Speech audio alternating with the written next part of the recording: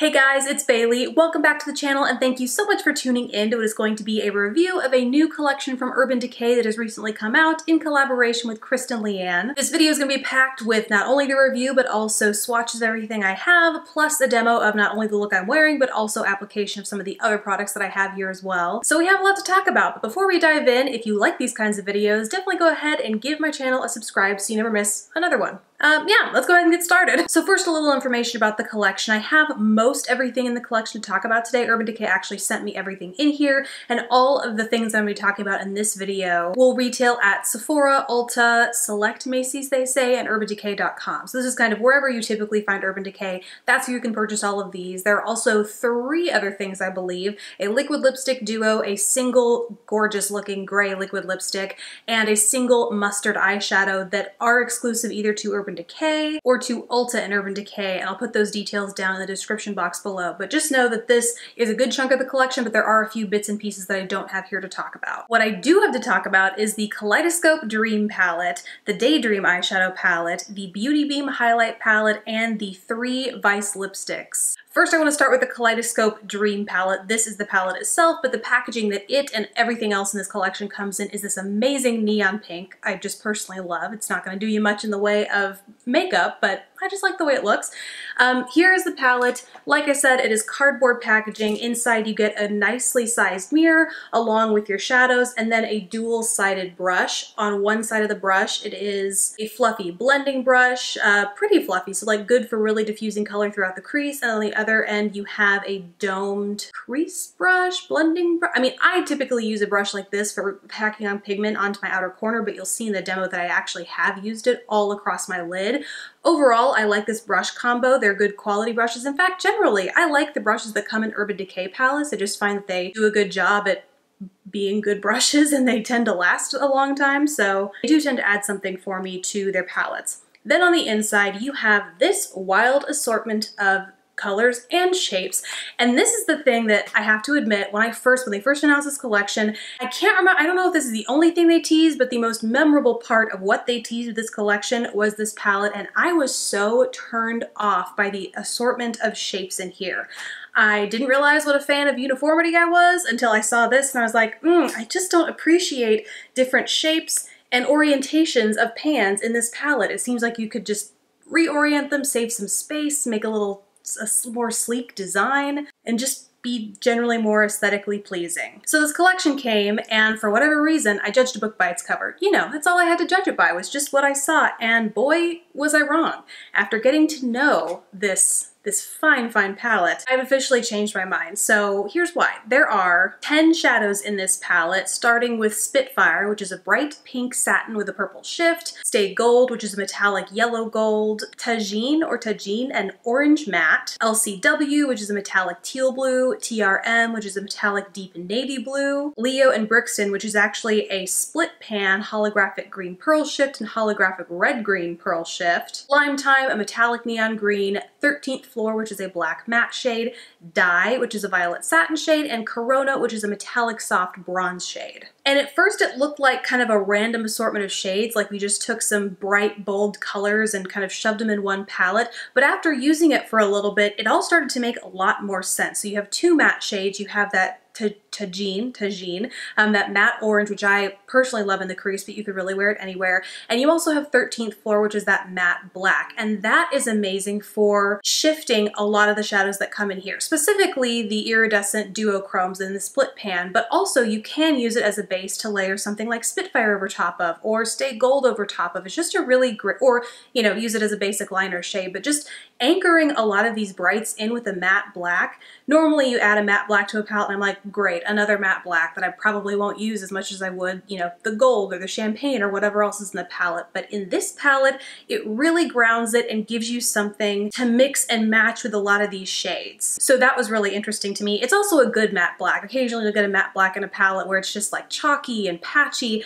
You'll see in the demo that I use this as a base on my eye, and that's what I use to layer some of the more iridescent shades in here over top to create more of an oil slick look that I'm wearing today. And I think that applied really, really nicely. I also use the metallic deep navy blue, or TRM, in an Instagram stories tutorial. I put that all over my lid, and that's really when I fell in love with this. It was my first few times using this palette, and I was so blown away by the amount of pigment that these shadows have.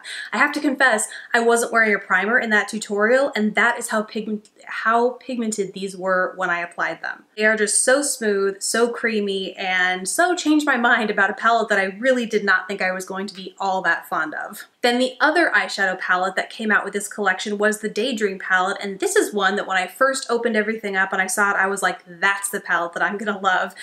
Here it comes in a more organized looking palette with a bunch of square pans all in a row, comes with a brush that I currently can't find because I have been traveling and using this, but just know it comes with a brush that I'm equally as impressed with as I was with the Kaleidoscope palette. And this is an all matte shadow palette, and not that Urban Decay hasn't done it obviously because they have their basics palettes, but for whatever reason for me it's like a rarity when they actually come out with an all matte palette, just because typically it's something like the Kaleidoscope palette where their limited edition launches are these bold, impactful, bright shadows, and less of this. So I was excited to see this. Same kind of cardboard packaging, you get a little mirror in there, and the shades you get are Lucy, which is an ivory matte, Daydream, which is a soft nude matte, 1212, which is a soft peach matte, Subscribe, a warm nude matte, and 8, which is a rich, warm brown matte. All of these shadows are beautiful. They are soft for being mattes. They aren't chalky. They don't, you know, skip around as you go and apply them across your lid. You can use them in your crease, across your lid. I mean, I show you, in fact, the last video I posted, I was wearing only this palette across my lid.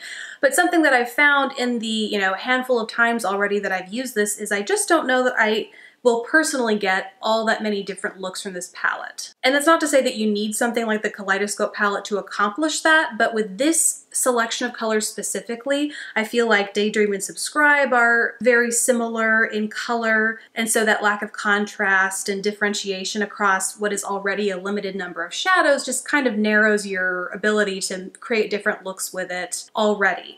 Also, something I want to point out is because they have those Naked Basics palettes, I want to take a look at those that I have. And I found that it was kind of similar, like you could already own the Naked Ultimate Basics palette, this guy right here.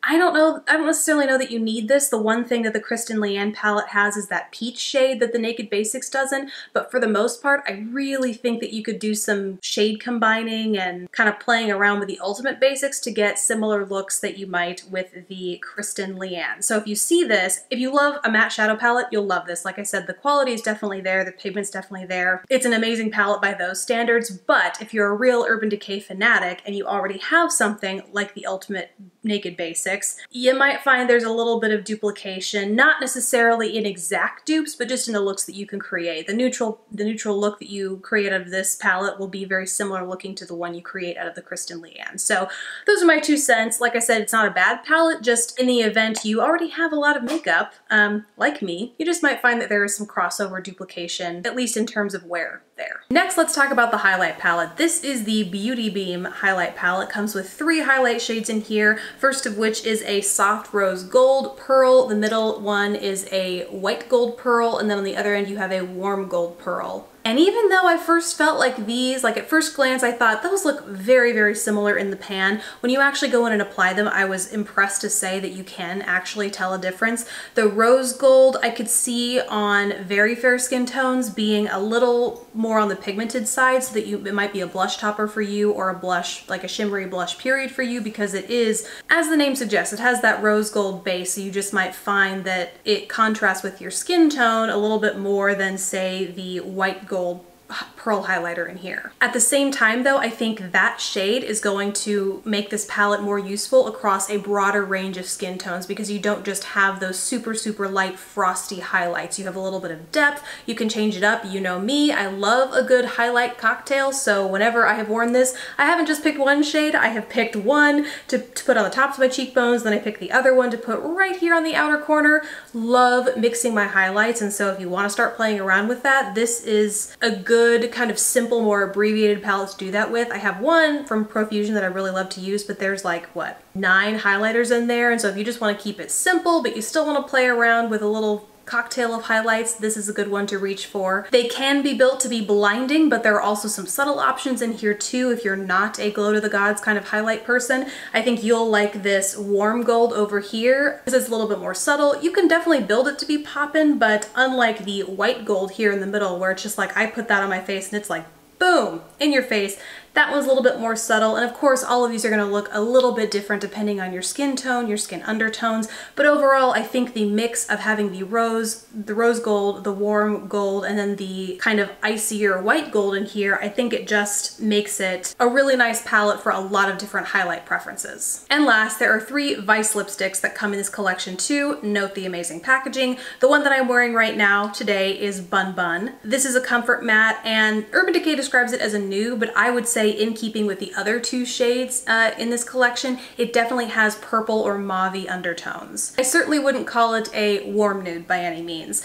True to the Vice lipstick formula, I love how creamy these are when you apply them. They're very comfortable. It's called a comfort matte, so it's not, you know, ultra matte and drying like matte lipsticks can sometimes be. It's a little bit more forgiving if you have dry or textured lips. And just in general, these are so richly pigmented when you apply them. They aren't totally transfer proof, but I feel like you have to know that going into kind of a traditional stick format of lipstick, but they still do last for a good amount of time. There's definitely that layer that, especially in one of these other shades, that stains the lips, and then there is the finished portion that can come off with eating and drinking. But overall, they're a relatively long-wearing formula for the fact that they are a stick lipstick. Next up is Cloud 9, which is a magenta. This too is a comfort matte, so you are gonna get a little bit of, I would say, a sheen. Again, it's just gonna be matte without being overly drying and totally kind of velvety or powdery looking when you apply it, so there's a little bit more of that comfort there. This is the one that definitely stains the lips though. When you apply it, that magenta just like sinks in,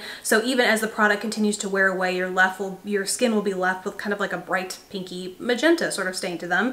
And then the last shade, I love this shade, is Spellbound, and it is a mega matte, and I think I'll be able to tell the difference between the mega matte and the comfort matte in application because my lips, I've been going through like this intense dry moment with my lips lately. No matter what, even my Bite Agave lip mask hasn't been able to fully heal my lips for the past like week and a half. And so I have some texture. I wouldn't say my lips are in the best shape for a matte lipstick. And I think you can tell when I apply this, it's just a little less forgiving than a comfort matte in the way that it skips across my lips. There's a piece in the center of my lips that it just won't cover no matter how much I go over it or blot my lips together. It just tends to be a little bit more of a finicky formula than the comfort matte. However, the color itself is absolutely amazing. And that's it. Those are all the products that I had to talk about in the Urban Decay Kristen Leanne collection. I'd love to hear what you think about everything. If there are any of these that struck your fancy you think you'll be checking out, or if you're just gonna steer clear altogether, I'd love to hear either way down in the comment section below. Let me know if you have any questions. If I left anything out, please ask those down there too.